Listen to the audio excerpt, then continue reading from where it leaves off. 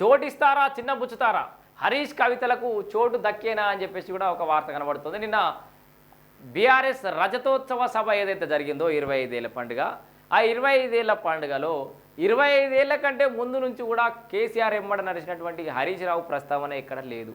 So party కోసం అహర్నిశలకు కృషి చేసి టీఆర్ఎస్ పార్టీ బీఆర్ఎస్ పార్టీగా మారేంత వరకు కూడా మామకు వెన్నుపోటు పడవకుండా మిగతా వాళ్ళలాగా మామ వెన్నంటే ఉన్నటువంటి హరీష్ రావుకి అయితే వాస్తవానికి మామలకు అల్లులు వెన్నుపోటు పడడం వచ్చినాం, కానీ ఇప్పుడు అల్లునికి మామ వెన్నుపోటు పడినట్టుగా చెప్పుకోవచ్చు ఒక రకంగా. సో అక్కడ సభా వేదిక మీద వజ్రోత్సవ సభ దాంట్లో ఒక దిక్కు కేసీఆర్, ఒక దిక్కు కేటీఆర్ కనబడుతుంది తప్పితే హరీష్ రావుకి అంత చిన్నగా పాస్పోర్ట్ సైజ్ ఫోటో అని వేయచ్చు కదా, అది దిక్కులేదు. పోస్టర్ల మీద దిక్కులేదు. ఆఖరికి ట్రాఫిక్ కానిస్టేబుల్ని ఇచ్చినా నేను పాపం. సో ఆయన వేదిక మీద ఆయనకు సంబంధించిన అనుచరులు ఆయన పక్కకు, ఈయనకు సంబంధించిన అనుచరులు ఈయన పక్కకు, ఎవరికి మాట్లాడే అవకాశం లేదు బాపు. గదే వన్ వే చెప్పినా కానీ ఆయన స్పీచ్ కంటే ముందే చెప్పిన కేసీఆర్ ఏం మాట్లాడుతాడని, వస్తాడు మాట్లాడతాడు, ఆనాడు నేను లైట్ పట్టుకొని బయలుదేరినాడు అవుతుంది అయ్యేదా పోయేదా అని చెప్పేసి అంటారు అన్నాడు, గదే అన్నాడు. ఇక నెట్టంపాడు అయితేనేమి, కాళేశ్వరం అయితేనేమి, ఈ పాడు ఆ పాడు అని కూడా గదే ప్రాజెక్టుల గురించి అయితే చెప్పిండు. మేము అది పొడిచినాం పడగొట్టామని కాంగ్రెస్ 4-5 ముక్కలు తిట్టిండు.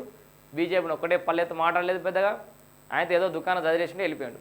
సో ఆపరేషన్ సక్సెస్ పేషెంటెడ్ అన్నట్టు జనాలు మత్తుగానే వచ్చారు, కానీ ఆయన దాని ఏమంటారు ప్రజెంటేషన్లో ఆయన స్పీచ్లనే పసలేదని చెప్పేసి తెలిసిపోయింది. అయితే మెల్లమెల్లగా హరీష్ రావు యొక్క ప్రియారిటీ తగ్గిస్తున్నారా అని చెప్పేసి కూడా సర్వత్రా చర్చ జరుగుతోంది. రెండోసారి అధికారంలోకి వచ్చినప్పటి నుంచే హరీష్ రావును డామినేట్ చేయడం తగ్గించడం స్టార్ట్ చేశారు.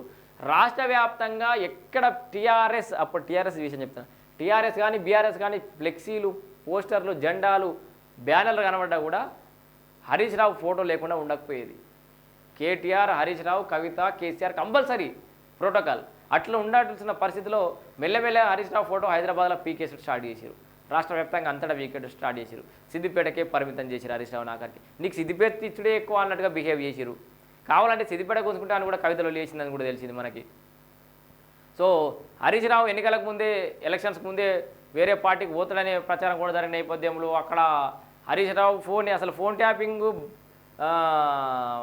సంబంధించిన అసలు దోషి హరీష్ రావు అని చెప్పేసి ఒకవైపు ప్రచారం నడుస్తున్న టైంలో వాస్తవానికి హరీష్ రావు దోషి కాదు, హరీష్ రావు బాధితుడు అని కూడా ఇంకో ప్రచారం ఉంది.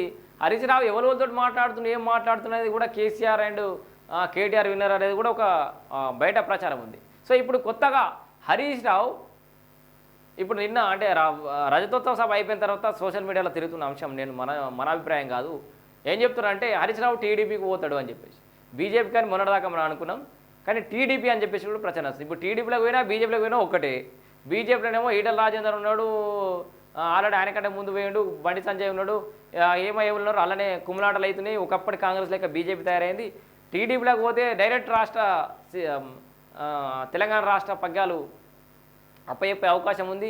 సమీకరణాలు ఏమైనా మారితే అక్కడ పవన్ కళ్యాణ్ లెక్క ఇక్కడ 20-30 మంది ఎమ్మెల్యేలను గెలిపించుకునే పరిస్థితి ఏమైనా ఉంటుందా, ఎట్లుంటుందా అని చెప్పేసి కూడా ఆలోచన చేస్తున్నా అని చెప్పేసి కూడా నిన్నటి వచ్చి సోషల్ మీడియాలో తిరుగుతున్నటువంటి అంశం ఇది. సో ఇది మరి ఎంతవరకు కరెక్ట్ అవుతుంది అనేది తెలియదు, కానీ చోటిస్తారా చిన్న బుచ్చుతారా, హరీష్ కవితలకు చోటు దక్కేనా, త్వరలోనే బీఆర్ఎస్ రాష్ట్ర కమిటీలు, రజతోత్సవ సభలో కానరాని ఇద్దరి ఫోటోలు, అందుకే పదవులపై పార్టీ శ్రేణుల నజర్, బలోపేతం కావాలంటే పదవులు తప్పనిసరి, పార్టీ కేడర్లో విస్తృతంగా జరుగుతున్న చర్చ, అధినేత కేసీఆర్ నిర్ణయమే ఫైనల్, బీఆర్ఎస్ పార్టీ త్వరలోనే రాష్ట్ర కమిటీ వేయబోతోంది, అందుకు సమాయత్తమవుతోంది. అయితే రాష్ట్ర కమిటీలో అగ్రనేతలు హరీష్ రావు, కల్వకుంట్ల కవితలకు చోటు కల్పిస్తారా లేదా అనేది కేడర్లో హాట్ టాపిక్గా మారింది.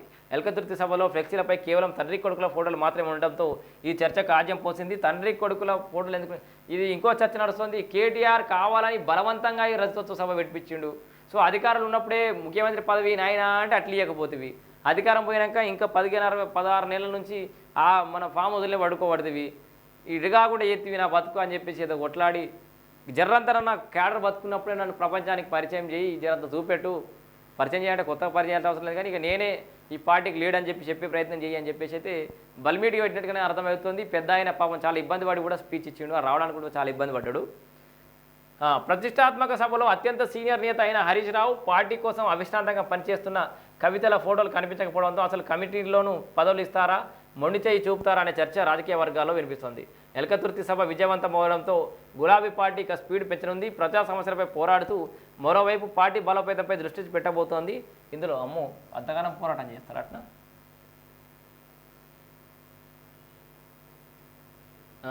భాగంగానే గ్రామ స్థాయి నుంచి రాష్ట్ర స్థాయి వరకు అన్ని కమిటీలు, అనుబంధ కమిటీలు వేయనున్నారు. పార్టీ కమిటీలో ప్రస్తుతం కేసీఆర్ అధ్యక్షుడిగా, కేటీఆర్ వర్కింగ్ ప్రెసిడెంట్గా కొనసాగుతున్నారు. కవిత, హరీష్ రావు, సంతోష్ కుమార్లకు పార్టీలో ఎలాంటి పదవులు లేవు. కానీ ప్రస్తుతం హరీష్ రావు ఎమ్మెల్యేగా, కవిత ఎమ్మెల్సీగా కొనసాగుతున్నారు. సంతోష్ రావు రాజ్యసభ ఎంపీగా పదవి కాలం పూర్తయింది. దీంతో పార్టీ పదవులు లేకుండా పార్టీ కార్యక్రమాలు ఎలా నిర్వహించాలనే దానిపై కొంత ఆలోచనలో పడ్డారు. కేడర్ను కానీ నాయకులను కానీ ఆదేశించి పనిచేయాలంటే పార్టీ పదవులు తప్పనిసరి పరిస్థితి.